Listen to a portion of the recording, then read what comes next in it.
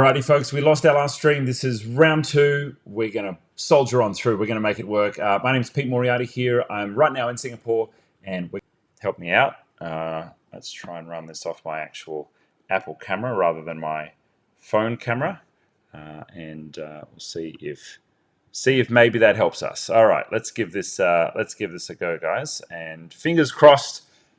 Fingers crossed we will survive. We're going to see how we go. I'm going to just switch my second camera here as well. All right, we won't have the same quality, but that's okay. All that matters is the content, right? If you're on the stream, make sure you say hello, guys. Let me know if it's actually working. I'm hoping it's working. We're going to be covering all the latest updates in Google Workspace, and this is basically all about helping you to understand what is happening in the Google world and what you can benefit from with the new reports, features that are coming out from Google. All right, so I'm going to just check my stream. It looks like it's okay, but if you're on the live chat, say hello. Let me know where you're watching from. Some of these don't always go to plan. That's part of the fun of being live. Okay, so let's get into it. Google have all of their updates on the Google Google Workspace updates blog here. You can always check that. And I'm going to take you through some of the ones that I think are the most interesting for this month. So, starting off, a little bit of a light one here. Google are starting to add emojis, but also people's faces and avatars into their Google Chat thread responses. So, if you're in a thread or you're following a thread and you want to know kind of like who's been replying to the thread rather than just, hey, that's got 15 replies, this will actually tell you what's going on with people's faces, which is nice and useful. You'll see here this is also working on mobile as well. Good time to mention that if you're still using Slack or Facebook Messenger or something else that's not Google Chat, if you're using Google Workspace, you may as well switch into the Google Workspace ecosystem because it really makes sense with all of the integrations and everything talking to each other nicely for you to be doing everything the Google way as much as possible. Okay, so let's go ahead and move on to our next one. Oh, that looks like it might be an empty page. Okay, let's try another one. Google Meet. Google have released a API for Google Meet, which is very interesting. Now, I don't know exactly what Google would recommend you do with this, which is why I'm looking forward to actually reading the article. The example that they've given here is like a Google Meet embedded into Salesforce. I guess that's cool. I mean, you could probably do that right now with, grabbing a stream link from your Meet. You can set up Meets for streaming and they stream to YouTube. You could grab the YouTube link and you can embed that anywhere. So this one's not exactly exciting for me, but it does appear they're talking about maybe like pulling in the meeting information and putting it in HubSpot or Salesforce. I don't know. I'm curious about this. Like, what would you integrate Google Meet with the Meet API? I can't think of anything immediately myself, but I don't know. Maybe there's some uses there. I'd love Google to bring out an API for Google Keep. That'd be wonderful. So we could actually get notes in and out of Google Keep. There's no integrations for that at the moment, apart from like kind of wonky scripts that you find online. But anyway, Google Meet is getting an API. Thanks, Google. Please tell me what this is for. All right, moving on to our next one. Updated interface. If you haven't already seen this, you should have seen the warnings. But Google have basically given us a new sign-on page. There's not much that's special about this. Not much has really changed in the actual mechanism of signing in. It's mostly just a visual lift. Some interesting comments that I saw on the internet were things like, hey, why is this a two-step process? Why do I have to put my email in on one page and then my password in on the second page? And, sometimes a password manager doesn't pick up the second page properly. And so, it's like a little bit of a mess. And the reality is that Google, like other vendors, are trying to move away from passwords completely. And so eventually, if you haven't already set up a passkey on your phone or on your computer where you just use, a biometric authentication like a fingerprint or face to unlock it, effectively that's what they want. They want you to put in your email, and then the next step is just the biometric authentication, and we're going to eventually forgo passwords for most of what we do online sometime soon. So that's Google's kind of way of doing that. This is just a visual lift on the sign-in page, not much else to report there. Let's move on to our next one. Google has updated the Google Workspace Marketplace, and you're now able to have a little bit more control over what apps are pushed down into Google Chat. Now, when Google Chat launched, they had bots, and the bots were not amazing, to be completely honest. A lot of them were effectively just a way of, getting an app and limited data out of that app in the chat interface. Not many of them really enhanced the experience of using that app, with a small exception of if you were in Google Workspace, you could use the Google Meet bot, and it would go and talk to people's calendars and organize a meeting between multiple people. I don't even know if that still exists, but that's one of the launch features that they went with. And at the time, yeah, that was pretty cool.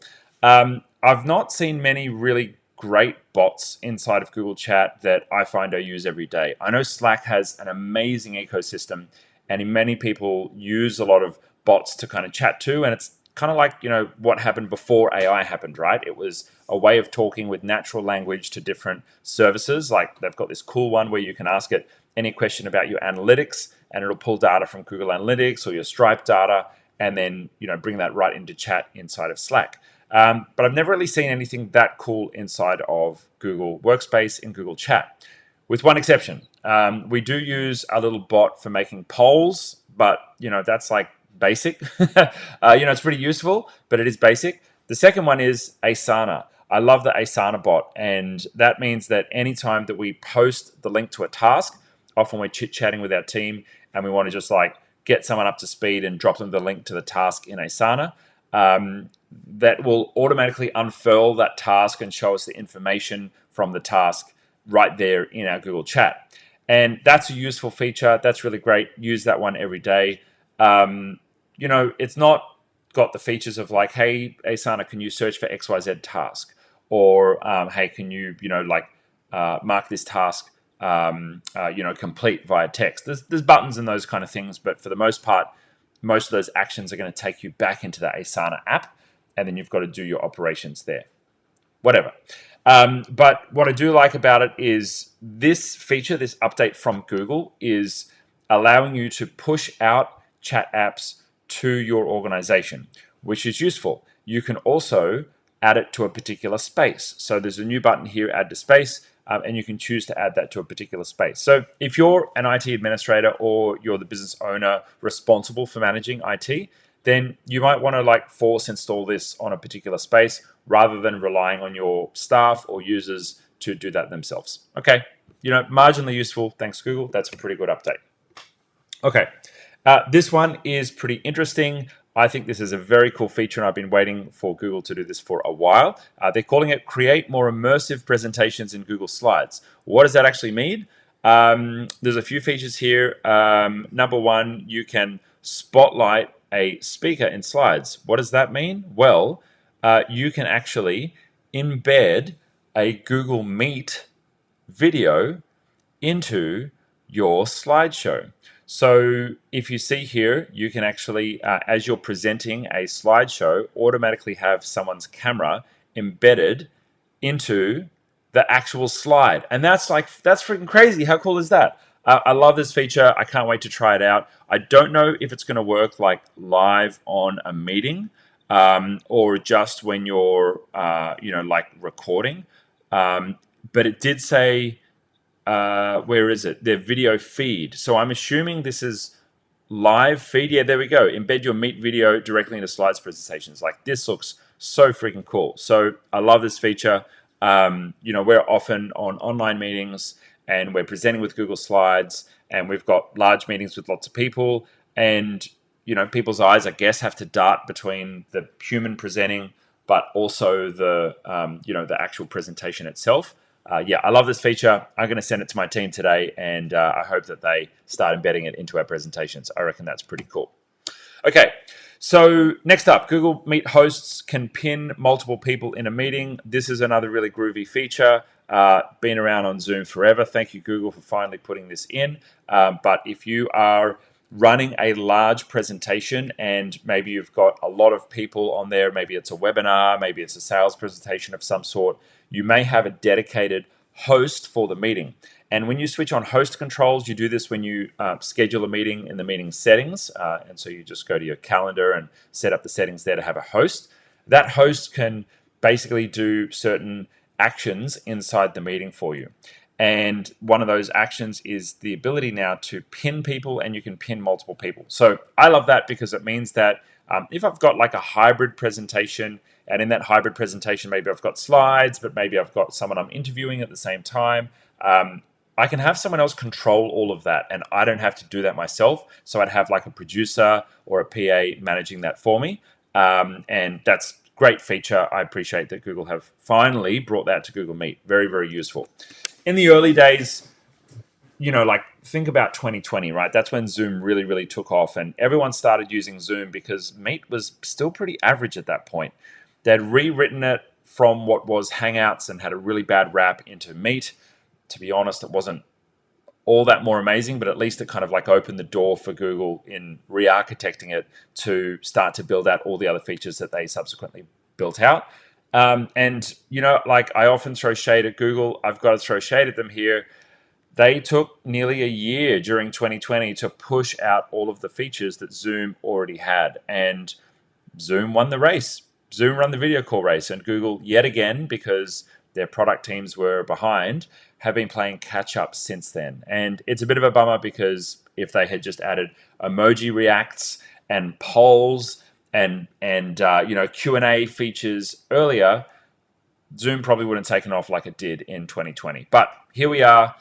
Google are playing an awesome game of catch up. I'm very excited to see that they are releasing feature after feature after feature, and it's getting better and better. It's a bummer that they missed the boat. I'm an entrepreneur. I'm a businessman. I'm very competitive. I wouldn't run a product team like that and let my competitors get in front of me. But some of the challenges of running a large organization, right? Google have many product teams, and sometimes they're just behind on things. But thank you, Google. This is a great feature. Well done. Looking forward to seeing more as well. Okay, next up. Drop-down chips in Google Sheets. This one is a cool feature. If you're not yet using these little chips, they are very useful. You can basically hit the @ sign just like you would if you're mentioning someone on Facebook, and you've got lots of different options for chips. Basically, this update is that they have set some standard drop-downs for you just to make your life a little bit easier. So you can see there's a project status one, there's yes, no, there's priority. So these are like canned, ready to go drop downs, so you don't have to type them in yourself manually. Now, I think Google may have done some of those things using their AI autofill in the past, and I've definitely noticed now that I'm using what was Duet is now Gemini for Google Workspace. I have noticed that if I start typing drop downs, it'll suggest to autofill the columns, and sometimes just automatically choose the different drop downs that it thinks are appropriate. That's useful. But I do like that there's some basically like canned responses here that Google have thrown in. We got some livers. All right, welcome, Darren, snowed in Canada. Awesome. Well, I'm in Singapore and it's 80% humidity and 27 degrees. Graham, welcome. Good to see you, mate. Thank you for being here, checking in. We're scheduling these in advance now. We got our shit together. Our producer G is scheduling these in advance, so you can actually catch these on time. We were late to start this morning because I had some tech issues with my other camera. But anyway, we're rocking and rolling now, which is great. Okay, let's move on to our next Google update. Now, this is a huge one. Considering I'm in the business of Google Workspace migrations. Google have actually built a tool to migrate data between Google Workspace accounts, which is pretty darn cool. And so it's saying here you can do a data migration for up to 100 users. I assume this is pretty similar to their existing internal migration tool, which lets you migrate between accounts within one domain. I assume they've just opened it up between multiple domains now. So here you go. Let me know what you think of that. We use third-party tools for the most part when we do our migrations. We find the Google tools do mess up from time to time, throw some errors, and they don't always bring across every single piece of data. They are prone to little niggly issues, so we tend to use third-party tools for that. But I'd love to know if you try this out, let us know. We may eventually make a course on this, let you know in what instances this is useful, in what instances we would recommend using different tools. So we're working on that. Stay tuned for that if you're interested in that. But that's definitely big news if you're rebranding or moving between different accounts. Okay, new enhancements in the space management tool. It sounds more advanced than it actually is. What this update is basically saying is that in your admin panel, you can do stuff with Google Chat Spaces. And so if you've just started using chat, or you're a small team, you just got 2 or 3 people in the business, you probably don't have to bother with this. But as you get to larger teams and different organizational units in your company, what you'll probably find from time to time is you'll have your IT start to get a little bit out of control. You have little side chats and side chat rooms started with team members. You have people join the company, set up a chat room, someone else is using it, you don't even know, and then they leave the business. Things can just turn into a little bit of a mess. And so if you want to do a little bit of a cleanup on the chat rooms in your business, well, you can head along to the admin panel, you go to Google Chat, and from here, I've already been using this to add users to a particular chat. So maybe someone else has created a chat, I'm not in there, I can't invite myself if I wasn't invited, but given that I'm a super administrator, I can go into the admin panel and I can modify the users in a group, in a chat, and I can just add myself to the chat. So that's useful for things like that. What else is it giving us the ability to do? Add multiple members, review settings, and review invited members. Cool. Okay. So assume there's some extra stuff here. Adding people was already available. Seeing who was in there was already available. So what's new here? Okay. So you can now change the settings. Okay, that's very useful. What I used to have to do when I wanted to change settings was invite myself, go into the chat, change the settings, and then exit the chat again. So thank you, Google. You're making this a little bit more useful for admins, which I like a lot. Okay, cool. Next feature, smooth scrolling in Google Sheets. I added this one because I thought it was a bit dumb.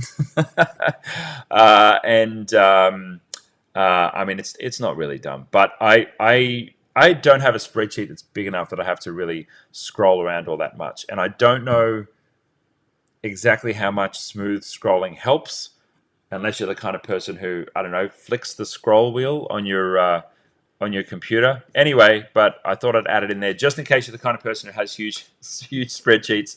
I'm not making fun of you. This feature may be useful. I assume Google will just roll it out. Yeah, there's no control over this feature. You'll get access to it. Okay, wonderful. Thanks, Google. Next one-to-one calls with people outside your video calling network on Google Meet Mobile. Now, this is an interesting one because Google for a long time had Hangouts, which let you do one-on-one audio calling and one-on-one video calling, and their phone would ring. Now, Google have recently added this to Google Meet. It disappeared for like 3 or 4 years, and it's finally come back to Google Meet. And honestly, that's one of the features that I think was a big miss when they didn't implement it directly into Google Meet. And one of our customers, who is one of the largest tech companies in Australia, they switched to Zoom for hundreds of meeting rooms because this feature just was no longer available. You could no longer call someone. If they didn't show up to the meeting, in the past with Hangouts, you could call them and it would dial their phone, they'd get a link to jump into the meeting. And you could do that from a remote control as well. When you had a meeting room kit and the Google hardware in that kit, you could click that person's name and it would dial them. It was awesome. We saw a multi-deca billion-dollar company switch to Zoom because Google didn't build this feature into Google Meet, which was really dumb. Anyway, but here we are. They've come back. This particular feature, though, is letting you call people outside your video calling network. I assume that means, there we go, users from outside your domain. So I assume that means it was locked down to your domain initially. I didn't know that. I've only ever used this internally in my domain, but that's a nice little thing, Google. So if you haven't tried that out, the reason I included this in the update, if you haven't tried it out, go and try it out. So jump into your mobile app, go to the chat with someone in Google Chat, test it with someone inside your business. You should have a call button in there, and it will actually ring their phone if they've got it, and I assume pop up on their computer, although I haven't seen that happen on mine yet because I haven't had anyone call me. Okay, Next up, this is another big feature update. This is an exciting one. New ways to annotate Google Docs. Basically, you can draw on your docs now. And so you can draw, you can highlight. This is, as you can see in the example here, really useful if you've got creative markups that you want to do. But I'm assuming that you can do this on yes, you can on iOS devices. That is pretty cool. I'm looking forward to getting my iPad pen out and scribbling on documents. Very, very cool. I love that. So markups have been added, and yeah, there you go. You can go ahead and do that on both desktop. It looks like, and I'm assuming it's on desktop as well. Hopefully, it's on desktop. Or is this only? Oh no, it looks like Android or iOS. Huh, there you go. Okay, so not on desktop, but Android or iOS.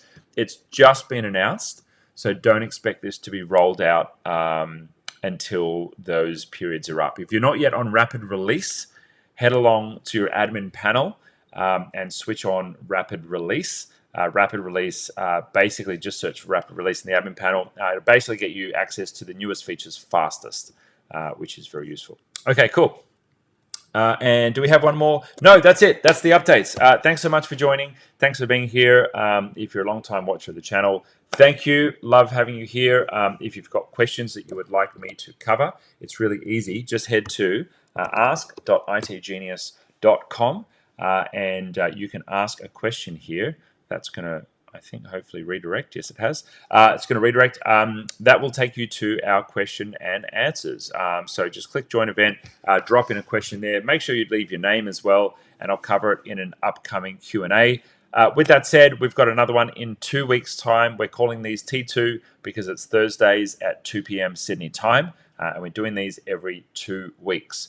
So if you want to come along to another one, just let me know. I think they may end up being the first and the third, or the second and the fourth of the month. But either way, we're doing 2 of these live streams a month, Thursdays at 2 p.m. Drop it in your calendar if you haven't already. And watch out for the channel notifications. We'll post a new one when we've got the next one scheduled. Okay, folks, I'm going to say goodbye, and I will catch you soon. Thank you so much for joining, and I look forward to seeing you in the next one. If you're on the live, thank you very much for being here. If you're watching the repeat, please make sure you say hello in the comments as well. I try to get to as many comments as I can.